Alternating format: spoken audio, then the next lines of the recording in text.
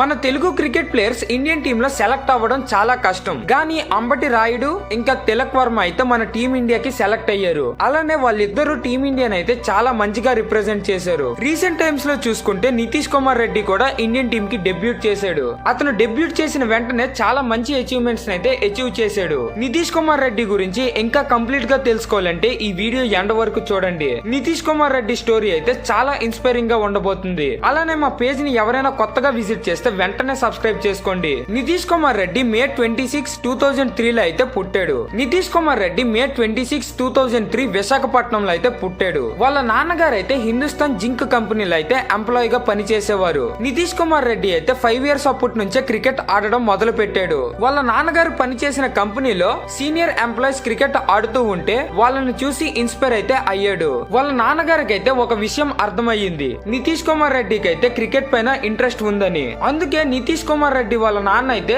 Job మానేశారు. నితీష్ కుమార్ రెడ్డి పైన full గా కాన్సన్ట్రేషన్ అయితే పెట్టారు. నితీష్ కుమార్ రెడ్డి ఆంధ్ర క్రికెట్ అసోసియేషన్ లో అయితే అతని క్రికెటింగ్ స్కిల్స్ ని ఇంప్రూవ్ చేసుకున్నాడు. అండర్ 12 ఇంకా అండర్ 14 మ్యాచెస్ లో అయితే నితీష్ కుమార్ రెడ్డి చాలా మంచి పర్ఫార్మెన్స్ అయితే ఇచ్చాడు. దాని వల్ల అతన్ని అయితే చాలా పెద్ద పెద్ద మ్యాచెస్ లో సెలెక్ట్ చేసేవారు. నితీష్ కుమార్ రెడ్డి లైఫ్ ఎక్కడ కంప్లీట్ గా చేంజ్ అయిందంటే 2017 నుంచి 2018 మధ్యలో జరిగిన విజయ్ మర్చెంట్ ట్రోఫీలో అతనైతే ఆ మ్యాచ్ లో చాలా మంచి పర్ఫార్మెన్స్ అయితే ఇచ్చాడు. ఆ సిరీస్ లో అయితే ఏకంగా నితీష్ కుమార్ రెడ్డి అయితే 1237 రన్స్ అయితే స్కోర్ చేశాడు. అలానే 28 వికెట్స్ అయితే బౌలింగ్ చేసి తీసుకున్నాడు. 176+ యావరేజ్ అయితే మెయింటైన్ చేశాడు. అంత మంచి బ్యాటింగ్ స్కిల్స్ ఇంకా బౌలింగ్ స్కిల్స్ అయితే ఆ టోర్నమెంట్ లో ఎవరికీ లేవు. నితీష్ కుమార్ రెడ్డిని అయితే అప్పుడు బీసీసీఐ రికగ్నైజ్ చేసింది. నితీష్ కుమార్ రెడ్డికి అప్పుడైతే ఒక అవార్డు ని కూడా ఇచ్చారు, ది బెస్ట్ అండర్ 16 క్రికెటర్ అని. అతను ఇంకా డొమెస్టిక్ క్రికెట్ లోకి అయితే అడుగు పెట్టేశాడు. 2023 లో అయితే సన్ రైజర్స్ టీమ్ అతన్ని 20 lakhs పెట్టి అయితే పర్చేస్ చేసింది.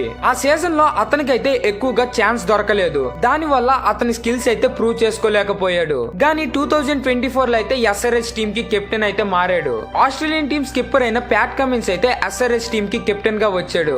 అతనైతే నితీష్ కుమార్ రెడ్డిని టీమ్ లో యాడ్ చేశాడు. ఆ సీజన్ లో నితీష్ కుమార్ రెడ్డి చాలా మంచిగా పర్ఫార్మెన్స్ ఇచ్చాడు. నితీష్ కుమార్ రెడ్డి 303 రన్స్ ఇంకా 167 స్ట్రైక్ రేట్ అయితే ఆ సీజన్ లో మెయింటైన్ చేశాడు. అలానే 3 IPL వికెట్స్ కూడా తీసుకున్నాడు. దాని తర్వాత 2025 లో జరిగిన మెగా ఆక్షన్ లో నితీష్ కుమార్ రెడ్డిని అయితే ఎస్ఆర్హెచ్ టీమ్ 6 crores కి రిటైన్ చేసుకుంది. అలానే ఇంటర్నేషనల్ ఫార్మాట్ లో కూడా నితీష్ కుమార్ రెడ్డి డెబ్యూట్ చేశాడు. అక్టోబర్ 6, 2024 లో అయితే నితీష్ కుమార్ రెడ్డి T20s లో డెబ్యూట్ చేశాడు. India versus Bangladesh second T20 match లో అయితే నితీష్ కుమార్ రెడ్డి చాలా మంచి పర్ఫార్మెన్స్ అయితే ఇచ్చాడు. India versus Bangladesh second T20 match లో అయితే నితీష్ కుమార్ రెడ్డి చాలా మంచి పర్ఫార్మెన్స్ ఇచ్చాడు. 35 balls లో 74 రన్స్ అయితే నితీష్ కుమార్ రెడ్డి స్కోర్ చేసి చూపించాడు. అతను ఇచ్చిన మంచి పర్ఫార్మెన్స్ వల్ల అతన్ని అయితే టెస్ట్ మ్యాచెస్ లో కూడా సెలెక్ట్ చేశారు. బార్డర్ గవాస్కర్ ట్రోఫీలో అయితే నితీష్ కుమార్ రెడ్డిని స్క్వాడ్ లో అయితే అనౌన్స్ చేశారు. అతను ఫస్ట్ 3 టెస్ట్ మ్యాచెస్ లో అయితే మన ఇండియన్ టీమ్ ని క్యారీ చేస్తూ వచ్చాడు. అలానే 4th టెస్ట్ మ్యాచ్ లో అయితే మన Indian team batting lineup complete గా ఫెయిల్ అయ్యింది. అప్పుడైతే నితీష్ కుమార్ రెడ్డి క్రీజ్ లోకి వచ్చాడు.